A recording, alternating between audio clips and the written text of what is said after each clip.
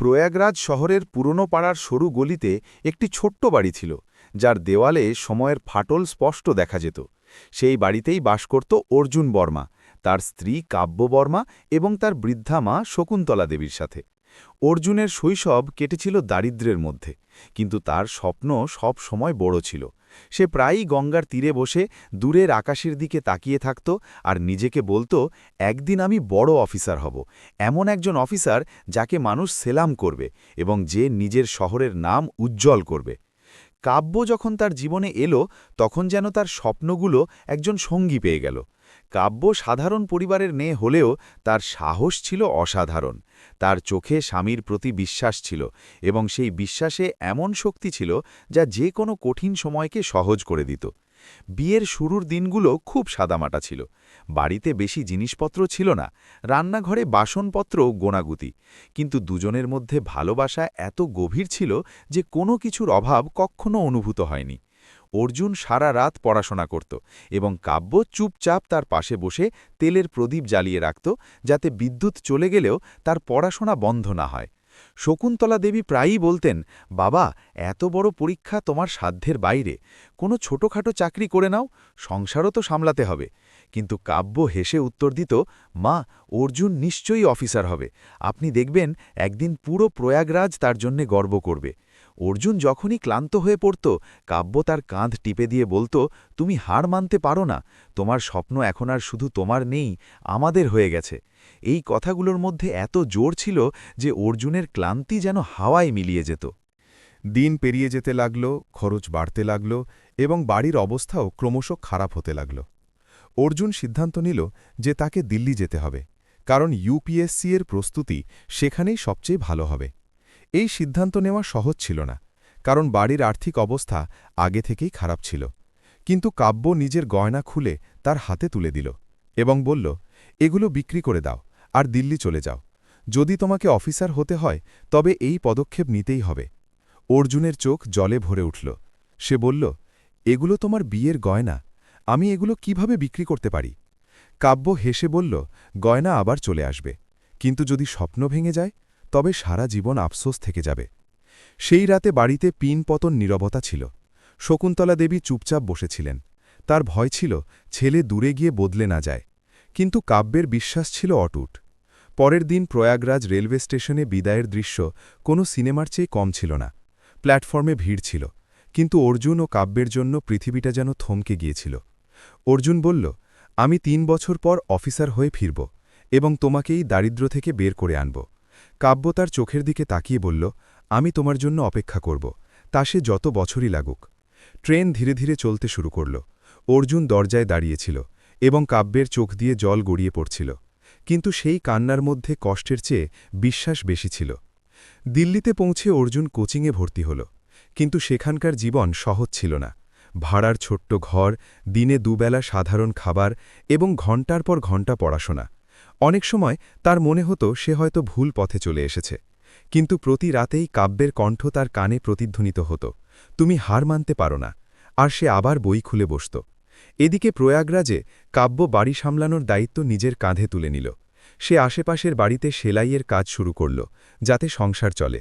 পাড়ার মানুষজন খোঁটা দিত যে পড়াশোনা করে সে এমন কি কালেক্টর হয়ে যাবে, কিন্তু কাব্য প্রতিটি খোঁটাকে হাসিতে পরিণত করত। অর্জুনের ওপর তার অগাধ ভরসা ছিল।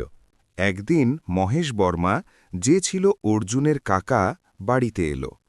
তার নজর সব সময় অর্জুনের জমির ওপর ছিল। সে শকুন্তলা দেবীর কান ভাঙাতে শুরু করল যে দিল্লি গিয়ে ছেলেরা বকে যায় এবং সে হয়তো আর ফিরে আসবে না। কিন্তু কাব্য স্পষ্টভাবে জানিয়ে দিল, অর্জুন তেমন নয়, সে অবশ্যই ফিরবে। মহেশের এই বিশ্বাস পছন্দ হল না। তার মনে লোভ এবং ঈর্ষা দুইই ছিল। অন্যদিকে দিল্লিতে অর্জুনকে অনেকবার আর্থিক সংকটের সম্মুখীন হতে হয়েছে। ফি দেওয়ার জন্য সে লাইব্রেরিতে পার্ট টাইম কাজ শুরু করে। রাতে ক্লান্ত হয়ে ঘরে ফিরলে সে কাব্যের পাঠানো ছোট্ট চিঠিটা পড়ত, যাতে শুধু লেখা থাকত, আমরা সবাই ঠিক আছি, তুমি শুধু পড়াশোনায় মন দাও। এই চিঠিগুলোতে কাব্য কখনো নিজের কষ্টের কথা লিখত না, কারণ সে জানত অর্জুনের মন যদি টলে যায় তবে স্বপ্ন অধরাই থেকে যাবে। সময় তার নিজস্ব গতিতে চলছিল এবং দুজনেই নিজের নিজের জায়গায় সংগ্রাম করছিল। অর্জুন প্রতিদিন অনুভব করত যে তার পেছনে এমন একজন নারী দাঁড়িয়ে আছে যে নিজের সব কিছু বাজি রেখেছে এবং সে কোনোভাবেই তার বিশ্বাস ভাঙতে দেবে না। সে জানত না যে আগামী সময়ে ভাগ্য এমন এক মোড় নিতে চলেছে যা তার জীবনের দিক বদলে দেবে। কিন্তু আপাতত তার পৃথিবী শুধু বইয়ের মধ্যেই সীমাবদ্ধ ছিল, আর কাব্যের পৃথিবী ছিল তার অপেক্ষায়। প্রয়াগরাজের সন্ধ্যাগুলো গঙ্গার ঢেউয়ের সাথে কাটতে লাগল এবং সেই ছোট্ট বাড়িতে প্রতি রাতে একটি প্রদীপ জ্বলত, যা শুধু আলো নয় বরং আশার প্রতীক ছিল। অর্জুন এবং কাব্যের গল্প সবে শুরু হয়েছিল। সংগ্রামের আসল পরীক্ষা এখনও বাকি ছিল, কিন্তু দুজনের মনে একে অপরের প্রতি যে ভরসা ছিল সেটাই এই গল্পের সবচেয়ে বড় শক্তি, এবং এই ভরসাই আগামী ঝড়ের মোকাবিলা করতে চলেছিল। এটি ছিল সেই প্রেমের প্রথম অধ্যায় যা ত্যাগ দিয়ে তৈরি হয়েছিল, এবং সেই স্বপ্নের গল্প যা দারিদ্র্যের ছাই থেকে উঠে আকাশ ছুঁতে চলেছিল। এটি ছিল সেই প্রেমের প্রথম অধ্যায় যা ত্যাগ দিয়ে তৈরি হয়েছিল, এবং সেই স্বপ্নের গল্প যা দারিদ্র্যের ছাই থেকে উঠে আকাশ ছুঁতে চলেছিল। দিল্লির কনকনে ঠান্ডা বাতাস অর্জুন বর্মার কাছে আর নতুন ছিল না, কিন্তু প্রতিটা শীতল রাত তার ভেতর এক অদ্ভুত অস্থিরতা রেখে যেত। ভাড়ার সেই ছোট্ট ঘরে বসে সে বইয়ের পাতা উল্টাত, এবং প্রতিটি পাতার সাথে প্রয়াগরাজের স্মৃতি আরও গভীর হতো। সে ঘরের দেয়ালে ভারতের মানচিত্র আটকে রেখেছিল, এবং প্রতিদিন সকালে উঠে নিজেকে বলতো, একদিন আমি এই মানচিত্রের কোনো এক অংশের দায়িত্ব সামলাব। কিন্তু সে তার লক্ষ্যের যত কাছাকাছি পৌঁছাচ্ছিল, জীবন ততটাই তার পরীক্ষাকে কঠিন করে তুলছিল। কোচিংয়ের ফি বেড়ে গিয়েছিল, এবং পার্ট টাইম লাইব্রেরির চাকরি দিয়ে কোনো মতে দিন চলত। অনেকবার তাকে না খেয়েই ঘুমিয়ে পড়তে হয়েছে, কিন্তু সে কখনও কাব্যকে একথা জানায়নি, কারণ সে জানত সেখানে প্রয়াগরাজে তার স্ত্রী আগে থেকেই অনেক কিছু সহ্য করছে। এদিকে প্রয়াগরাজের সেই ছোট্ট বাড়িতে পরিস্থিতি ধীরে ধীরে বদলাতে শুরু করেছিল। শকুন্তলা দেবীর শরীর ভাঙতে শুরু করেছিল, ওষুধের খরচ বেড়েই চলেছিল। কাব্য সারা দিন সেলাই করত, আর রাতে শাশুড়ি মায়ের পায়ে মালিশ করে দিত। কিন্তু পাড়া প্রতিবেশীর কথা এখন আগের চেয়েও বিষাক্ত হয়ে উঠেছিল।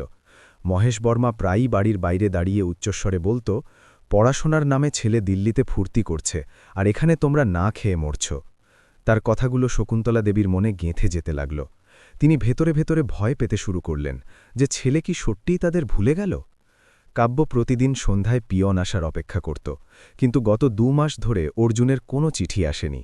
আসলে দিল্লিতে অর্জুনের ফোন চুরি হয়ে গিয়েছিল, এবং তার নতুন ফোন কেনার মতো সামর্থ্য ছিল না। সে ভেবেছিল পরীক্ষা শেষ হলেই সে নিজে প্রয়াগরাজ গিয়ে সব ঠিক করে দেবে, কিন্তু এই দূরত্ব এবার ভুল বোঝাবুঝির রূপ নিতে শুরু করল। মহেশ বর্মা এই সুযোগেরই ফায়দা নিল। একদিন সে শকুন্তলা দেবীকে বলল, আমি আমার লোক দিয়ে খোঁজ নিয়েছি, অর্জুনকে একটি মেয়ের সাথে দেখা গেছে, সে আর ফিরে আসবে না। শকুন্তলা দেবীর মুখের রং উড়ে গেল, এবং তিনি এই কথাটি কাব্যের কাছ থেকে লুকোনোর চেষ্টা করলেন, কিন্তু মায়ের চোখের ভয় কাব্যের কাছে লুকোনো রইল না। এক রাতে যখন লোডশেডিং ছিল এবং বাড়ি অন্ধকারে ডুবেছিল, মহেশ বর্মা কিছু কাগজপত্র নিয়ে এলো। সে বলল, অর্জুন জমি আমার নামে করে দেওয়ার কাগজ পাঠিয়েছে, কারণ তার টাকার দরকার। শকুন্তলা দেবী ঘাবড়ে গেলেন। তার মনে হল সত্যিই হয়তো অর্জুন তাদের সাথে সম্পর্ক ছিন্ন করেছে। কাব্য কাগজগুলো ছিনিয়ে নিয়ে দেখল তাতে জাল সই রয়েছে। সে পরিষ্কার জানিয়ে দিল, এটা মিথ্যে, অর্জুন কখনো এমন করতে পারে না। মহেশের চোখে ক্রোধ জ্বলে উঠল। সে বলল, তুমি আমাকে মিথ্যুক বলছ? পুরো পাড়ায় বলে দেব যে তোমার স্বামী তোমাকে ছেড়ে চলে গেছে। পরের দিনই পাড়ায় নানা রকম কথা ছড়িয়ে পড়ল। মানুষ কাব্যকে সন্দেহের চোখে দেখতে শুরু করল। কিছু মহিলা তার দরজায় এসে খোঁটা দিতে লাগল যে শিক্ষিত ছেলেরা প্রায়ই গ্রামের সোজা সরল মেয়েদের ধোঁকা দেয়। শকুন্তলা দেবীর মন ভেঙে যেতে লাগল। তিনি ছেলের নীরবতাকে অপরাধ বলে ধরে নিলেন, এবং একদিন রাগের মাথায় কাব্যকে বলে দিলেন, অর্জুন যদি ফিরে না আসে তবে এই বাড়ি তো তোমার কোনো জায়গা থাকবে না। এই কথাগুলো কাব্যের বুকে তীরের মতো বিঁধল, কিন্তু সে কোনো উত্তর দিল না, কারণ সে জানত শাশুড়ি মায়ের এই কষ্ট তার ভয় থেকেই তৈরি হয়েছে। ওদিকে দিল্লিতে অর্জুন প্রিলিমস পরীক্ষা পাশ করে ফেলেছিল। তার মুখে প্রথমবারের মতো তৃপ্তির ছাপ দেখা গেল। সে ভাবল এবার সব ঠিক হয়ে যাবে। কিন্তু যখন সে প্রয়াগরাজে ফোন করার চেষ্টা করল, তখন জানতে পারল যে প্রতিবেশীর নম্বরটিও বদলে গেছে। সে দ্বিধায় পড়ে গেল। সে ভাবল হয়তো সবাই ভালোই আছে, এবং সে নিজের পড়াশোনায় আরও ডুবে গেল। প্রয়াগরাজে পরিস্থিতি আরও খারাপ হতে লাগল। শকুন্তলা দেবীর শরীর একরাতে হঠাৎ খুব খারাপ হয়ে গেল। কাব্য তাকে হাসপাতালে নিয়ে গেল, কিন্তু টাকা কম ছিল। ডাক্তার ওষুধ লিখে দিলেন এবং বললেন তাড়াতাড়ি চিকিৎসা শুরু করতে হবে। কাব্য তার বাকি গয়নাগুলোও বিক্রি করে দিল। কিন্তু অসুস্থতা শকুন্তলা দেবীকে দুর্বল করে দিয়েছিল। তিনি প্রায়ই বিড়বিড় করতেন যে অর্জুন আমাদের ভুলে গেছে। কাব্য প্রতিবার তার হাত ধরে বলত, না মা, ও ঠিক আসবে, আপনি দেখবেন। মহেশ বর্মা এসব দেখে আরও সুযোগ পেয়ে গেল। একদিন সে পাড়ার কয়েকজনকে জড়ো করে বলল, এই বাড়ি এখন আমার নামে হওয়া উচিত, কারণ অর্জুন নিজেই মানা করে দিয়েছে। সেই কাগজগুলো আবার সামনে রাখা হলো, এবং শকুন্তলা দেবীর মনের ভয় এতটাই গভীর হয়ে গিয়েছিল যে তিনি না ভেবেচিন্তেই টিপসই দিয়ে দিলেন। কাব্য কাঁদতে কাঁদতে বাধা দেওয়ার চেষ্টা করল, কিন্তু কেউ তার কথা শুনল না। কয়েকদিন পরেই মহেশ বর্মা পরিষ্কার জানিয়ে দিল যে এই বাড়ি এখন তার, এবং কাব্যের এখানে থাকার কোনো অধিকার নেই। শকুন্তলা দেবী তখন বিছানায় ছিলেন এবং অসহায় ছিলেন। কাব্য তাকে জড়িয়ে ধরে বলল, মা, আমি আপনাকে ছেলে কোথাও যাব না। কিন্তু মহেশ সবার সামনে তাকে বাড়ি থেকে বের করে দিল। আকাশে কালো মেঘ ছিল এবং বৃষ্টি শুরু হয়ে গিয়েছিল। কাব্য মাথার ওপর ছাদ ছাড়াই সেই গলিতে দাঁড়িয়েছিল যেখান থেকে সে তার স্বপ্নের শুরু করেছিল। তার হাতে ছিল শুধু একটা ছোট্ট থলি এবং মনে অর্জুনের প্রতি বিশ্বাস। সেই রাতে সে প্রয়াগরাজ রেলওয়ে স্টেশনের ওয়েটিং এরিয়ায় বসে রইল, চোখে জল আর মনে আশা নিয়ে যে হয়তো পরের দিন সকালে অর্জুনের কোনো খবর আসবে। কিন্তু সকাল এলো এবং চলেও গেল, কোনো খবর এলো না। সে জানত না যে দিল্লিতে অর্জুন তার জীবনের সবচেয়ে বড় পরীক্ষার প্রস্তুতিতে ব্যস্ত, আর এখানে তার জীবন থচনচ হয়ে গেছে। এটাই ছিল সেই মোড় যেখানে একটা সামান্য দূরত্ব ভুল বোঝাবুঝিতে পরিণত হয়েছিল, যেখানে লোভ সম্পর্কগুলোকে গ্রাস করতে শুরু করেছিল, এবং যেখানে একজন নারীর বিশ্বাস সমাজের খোঁটার মাঝে একা হয়ে পড়েছিল। অর্জুন এবং কাব্য দুজনেই নিজেদের সংগ্রামে ডুবেছিল, কিন্তু তারা ঘুণাক্ষরেও টের পায়নি যে ভাগ্য এবার তাদের এমন এক রাস্তায় নিয়ে যাচ্ছে যেখানে মিলনের আগে সবচেয়ে বড় বিচ্ছেদ লেখা ছিল। গল্পের আসল ঝড় তখনও বাকি ছিল, এবং আগামী দিনগুলোতে এই দূরত্ব এমন এক খাদে পরিণত হতে চলেছিল যা পার হওয়া সহজ হবে না। দিল্লির সেই তপ্ত দুপুরে যখন union public service commission UPSC এর মেইনস পরীক্ষার ফলাফল ঘোষণা করা হল, অর্জুন বার্মা ভিড়ের মাঝে দাঁড়িয়ে কাঁপা কাঁপা হাতে নিজের রোল নম্বর খুঁজছিল। তার চারপাশে শত শত মুখ, কারো নিঃশ্বাস আটকে ছিল তো কারো চোখে ভয়। অর্জুনের চোখ যখন তালিকার ওপর পড়ল, তার হৃৎপিণ্ড এক মুহূর্তের জন্য যেন থেমে গেল এবং তারপর দ্রুত ধরফর করতে লাগল। তালিকায় স্পষ্ট লেখা ছিল, অর্জুন বার্মা, নির্বাচিত। সেই মুহূর্তে তার মনে হল যেন গত ৩ বছরের ক্ষুধা, তৃষ্ণা, একাকিত্ব এবং সংগ্রাম একসাথে তার চোখ দিয়ে জল হয়ে বেরিয়ে এলো। তার হাত কাঁপছিল এবং তার ঠোঁটে শুধু একটাই নাম ছিল, কাব্য। সে রাস্তার ধারে বসে আকাশের দিকে তাকিয়ে বলল, কাব্য, আমরা জিতে গেছি, তোমার বিশ্বাস জিতে গেছে। তার মনে পড়ল কিভাবে প্রয়াগরাজের সেই ছোট্ট রান্নাঘরে কাব্য নিজের গয়না খুলে তার হাতে তুলে দিয়েছিল, কিভাবে সে প্রতিটি খোঁটাকে হাসিতে পরিণত করেছিল, এবং কিভাবে বিদায়ের সময় চোখে জল থাকা সত্ত্বেও তার মনে দৃঢ় বিশ্বাস ছিল।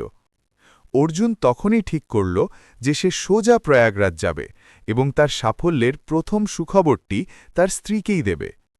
কয়েক মাসের ট্রেনিংয়ের জন্য তাকে মুসৌরি যেতে হয়েছিল, এবং সেখানে সে দিন-রাত পরিশ্রম করেছে।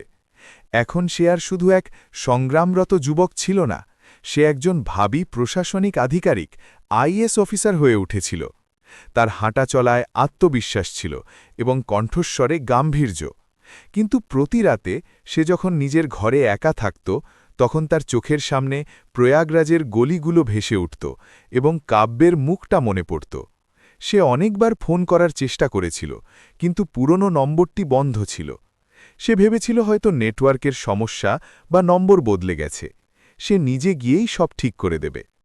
ট্রেনিং শেষ হতেই সে খবর পেল যে তার প্রথম পোস্টিং উত্তরপ্রদেশেই হয়েছে এবং চার্জ নেওয়ার আগে তাকে কয়েকদিনের ছুটি দেওয়া হয়েছে। অর্জুনের মন আনন্দে ভরে উঠল। তার মনে হল ভাগ্য যেন তাকে সরাসরি নিজের বাড়ি ফেরার সুযোগ করে দিয়েছে। সে কাউকে না জানিয়ে প্রয়াগরাজ যাওয়ার সিদ্ধান্ত নিল।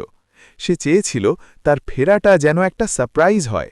সে স্টেশনে নেমেই সোজা বাড়ি যাবে আর দরজা খুলেই কাব্যকে ডাকবে। তারপর বলবে, দেখো, তোমার অর্জুন অফিসার হয়ে ফিরে এসেছে। এদিকে প্রয়াগরাজে কাব্যের জীবন পুরোপুরি বদলে গিয়েছিল। বাড়ি থেকে তাড়িয়ে দেওয়ার পর সে বেশ কিছুদিন স্টেশনের কাছে রামদুলারি নামে এক বৃদ্ধার সাথে আশ্রয় নিয়েছিল। রামদুলারিও গৃহহীন ছিল এবং প্ল্যাটফর্মের এক কোণে বসে মানুষের কাছে সাহায্য চাইত। কাব্য শুরুতে ভিক্ষে করতে অস্বীকার করেছিল, কিন্তু যখন সে শকুন্তলা দেবীর অসুস্থতার খবর পেল যে তার অবস্থা খুব খারাপ এবং চিকিৎসার জন্য টাকা নেই, তখন সে নিজের আত্মসম্মানকেও কষ্টের কাছে বিসর্জন দিল। সে প্রতিদিন স্টেশনের বাইরে দাঁড়িয়ে মানুষের কাছে সাহায্য চাইত, যাতে কিছু টাকা জমিয়ে শাশুড়ি মায়ের জন্য ওষুধ পাঠাতে পারে। রোদ আর ধুলোয় তার মুখ কালো হয়ে গিয়েছিল, কিন্তু চোখে সেই একই অপেক্ষা ছিল যে একদিন অর্জুন ফিরবে। অর্জুন এসব কথার কিছুই জানত না। সে ট্রেনে বসে প্রয়াগরাজের দিকে এগিয়ে যাচ্ছিল। তার হাতে ছিল একটা ছোট্ট ব্যাগ এবং মনে এক রাস স্বপ্ন। সে সারা রাস্তা ভাবতে ভাবতে এলো যে কাব্য তাকে দেখে কতটা খুশি হবে। সে তাকে নতুন শাড়ি কিনে দেবে, মায়ের জন্য ওষুধ আনবে এবং সেই ভাঙা সংসারটাকে আবার নতুন করে সাজাবে। সে জানত না যে সেই বাড়িটা এখন আর তার নেই এবং তার স্ত্রী কী অবস্থায় আছে। প্রয়াগরাজ জংশনের প্ল্যাটফর্মে ট্রেন থামতেই অর্জুনের বুকটা জোরে কেঁপে উঠল। সে জানালা দিয়ে বাইরে তাকাল। সেই একই ভিড়, চাওয়ালাদের সেই একই আওয়াজ, সেই একই ব্যস্ততা। কিন্তু আজ সবকিছু অন্যরকম লাগছিল, কারণ সে এখন আর খালি হাতের যুবক নয়, বরং একজন আইএএস অফিসার। সে ট্রেন থেকে নেমে দীর্ঘশ্বাস নিয়ে মনে মনে বলল, আমি এসে গেছি কাব্য। ঠিক সেই সময়েই প্ল্যাটফর্মের অন্য প্রান্তে ছেঁড়া ওড়না দিয়ে মাথা ঢাকা এক দুর্বল মহিলা মানুষের কাছে সাহায্য চাইছিল। তার গলা ম্লান ছিল এবং পা টলছিল। অর্জুনের চোখ অযথাই সেই দিকে গেল, কিন্তু ভিড়ের কারণে মুখটা পরিষ্কার দেখা গেল না। সে সেদিকে মন না দিয়ে এগিয়ে গেল। তার মনে শুধু বাড়ি ফেরার তাড়া ছিল, কিন্তু ভাগ্য যেন তাকে থামাতে চাইছিল। হঠাৎ একটা ছোট বাচ্চা দৌড়ে এসে সেই মহিলার সাথে ধাক্কা খেল এবং তার হাত থেকে বাটিটা পড়ে গেল। প্ল্যাটফর্মে কয়েনগুলো ছড়িয়ে পড়ল। অর্জুন অজান্তেই এগিয়ে গিয়ে কয়েনগুলো তুলতে শুরু করল। যেইমাত্র সে মাথা তুলল, তার চোখ সেই মহিলার চোখের সাথে মিলল এবং সেই মুহূর্তটা যেন সময়কে থামিয়ে দিল। ওই চোখগুলোতে ক্লান্তি ছিল, কষ্ট ছিল, অপমান ছিল, কিন্তু কোথাও গভীর তলদেশে সেই পুরনো বিশ্বাসটাও ছিল। অর্জুনের হৃৎপিণ্ড যেন স্তব্ধ হয়ে গেল। সে ধীর কণ্ঠে বলল, কাব্য। মহিলার ঠোঁট কেঁপে উঠল। সে অবিশ্বাসের দৃষ্টিতে অর্জুনের দিকে তাকাল, যেন তার বিশ্বাসই হচ্ছিল না যে সামনে দাঁড়িয়ে থাকা মানুষটি সেই, যার জন্য সে ৩ বছর ধরে অপেক্ষা করছে।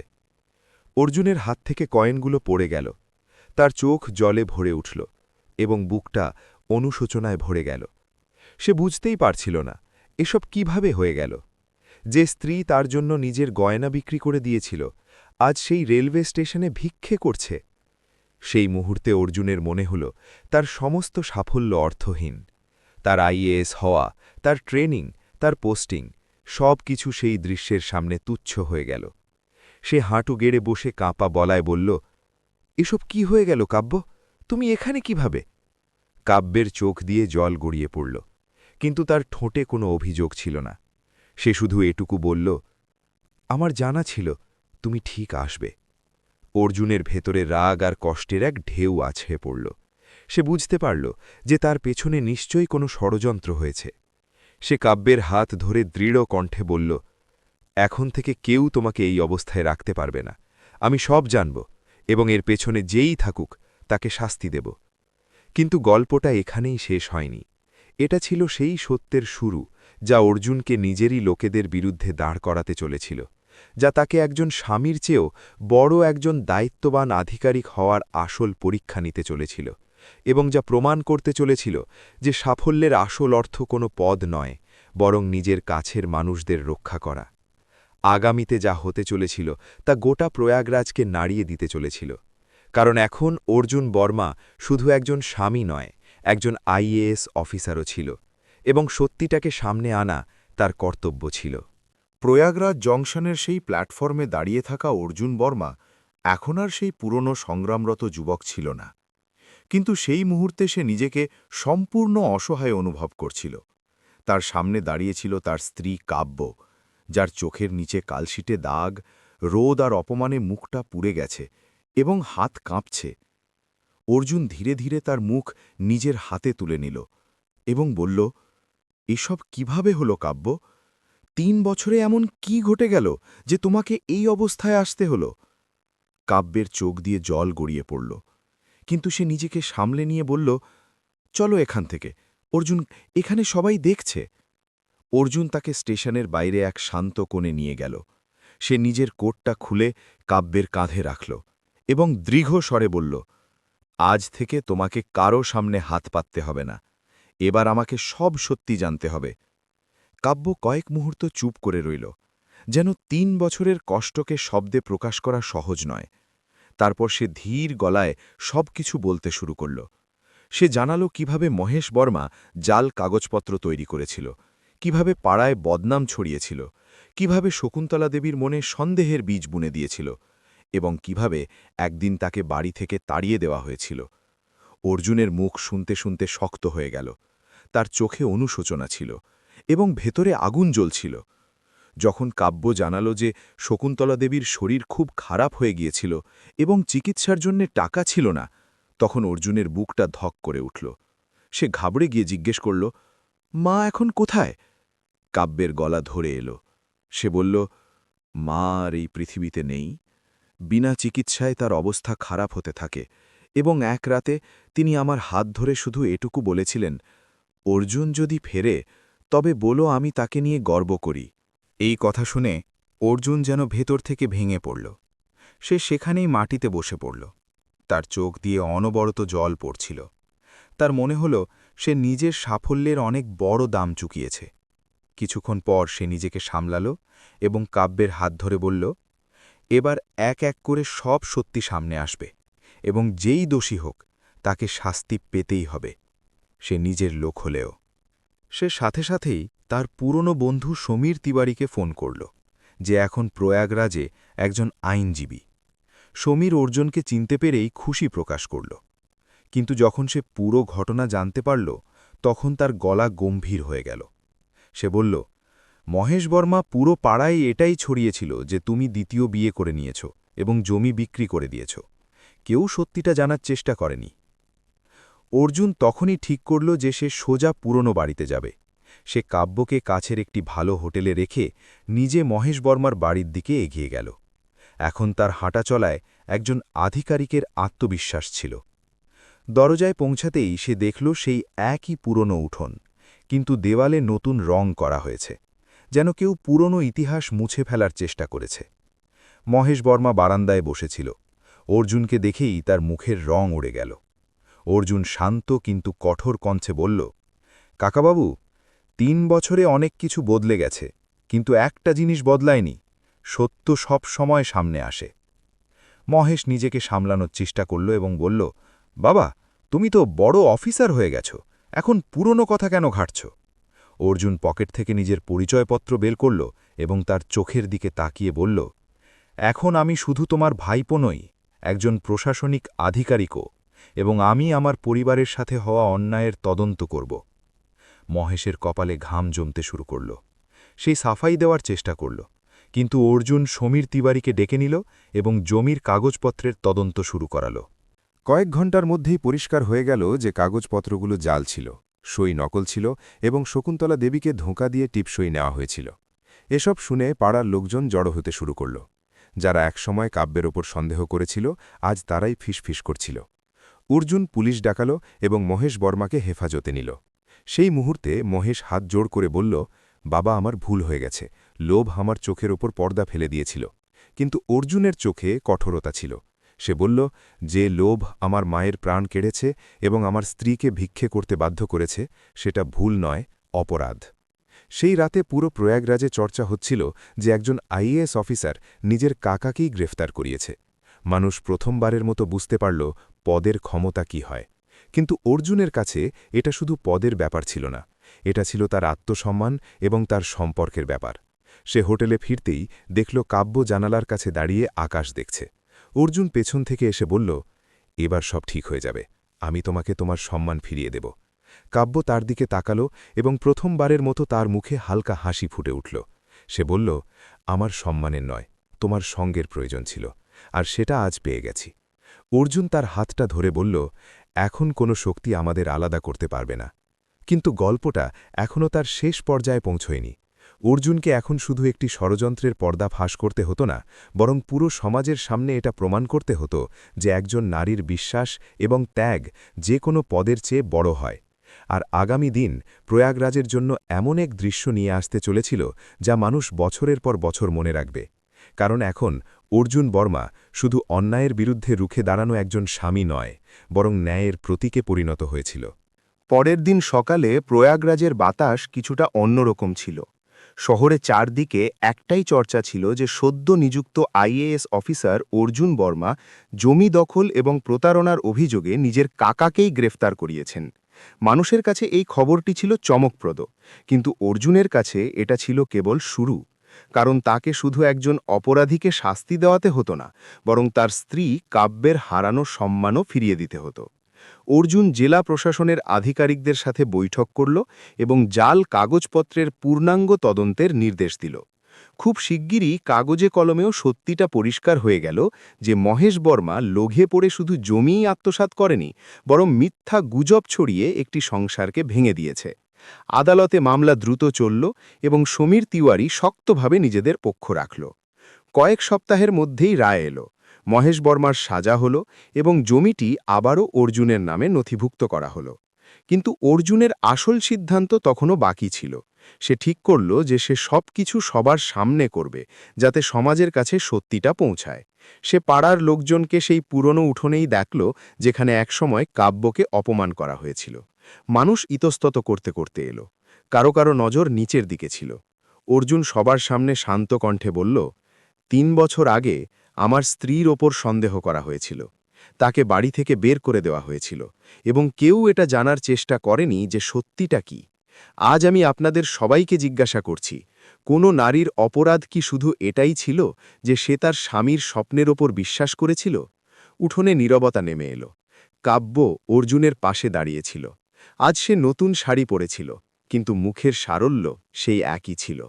অর্জুন আরও বলল, যদি সেদিন আপনাদের মধ্যে একজনও কাব্যের পাশে দাঁড়াতেন, তবে হয়তো আমার মা শকুন্তলা দেবী আজ বেঁচে থাকতেন। এই কথাগুলো শুনে অনেকের চোখেই জল এসে গেল। তারপর অর্জুন কাব্যের দিকে ঘুরে বলল, আজ থেকে এই বাড়ি শুধু আমার নয়, আমাদের, এবং এই বাড়ির আসল মালিক কাব্য বর্মা। একথা বলে সে জমির নতুন দলিল কাব্যের হাতে তুলে দিল। এই দৃশ্য দেখে পুরো পাড়া স্তব্ধ হয়ে গেল। যারা একদিন তার দিকে আঙুল তুলেছিল, আজ তারাই হাততালি দিচ্ছিল। কয়েকদিন পর অর্জুন আরও একটি বড় পদক্ষেপ নিল।